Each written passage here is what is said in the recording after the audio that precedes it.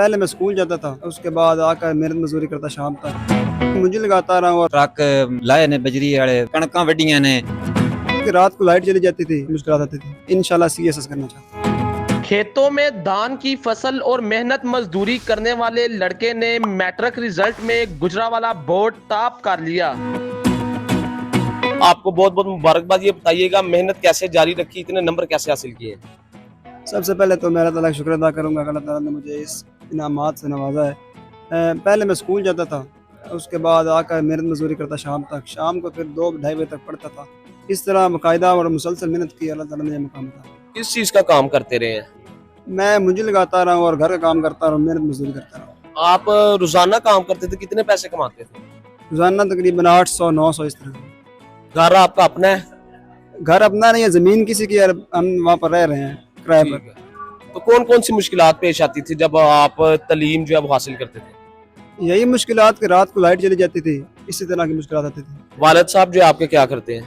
वालिद साहब मेरे किसान और मजदूर हैं। जब आपको पता चला कि आपने पोजीशन हासिल किया तब आपके जज्बात क्या थे? बहुत अच्छे जज्बात थे, बहुत खुश था। अल्लाह ताला का शुक्र अदा किया, नवाफिल पढ़े थे और अपने वालिदैन को बताया था, वही बहुत खुश हुए। मुस्तकबिल में क्या बनना चाहते हैं? मुस्तकबिल में इंशाल्लाह सीएसएस करना चाहता हूँ। कितने वसाइल हैं पास? हुकूमत इंशाल्लाह हमारी सपोर्ट करेगी और मैं करूँगा सीएस। अपने जैसे तलबा को क्या पैगाम देंगे? अपने तलबा को यही पैगाम दूंगा कि वो मेहनत करें और अपने मुल्क पाकिस्तान का नाम रोशन करें। हाँ जी बिल्कुल। इस वक्त जो है मेरे साथ इसके वालिद भी मौजूद है जो कि मेहनत का शहन से बात करते हैं। अच्छा भाई बताइएगा, आपको बहुत मुबारक, आपके बेटे ने जो है पहली पोजीशन हासिल की है। क्या समझते हैं कौन सी मुश्किलात पेश आई हैं? सर मैं जेड़ा है वो बड़ियां मुश्किलातां तो गुजरिया। मैं जेड़ा है वो अखराजात अपने बेटे दे चौवां बेटियां दे, एक बेटी है 3 बेटे ने, इन्हां दे अखराजात नहीं उठा सकता ते ट्रक लाए ने बजरी वाले शेखपुरे, लाहौर, फरूकाबाद, मुरीद की।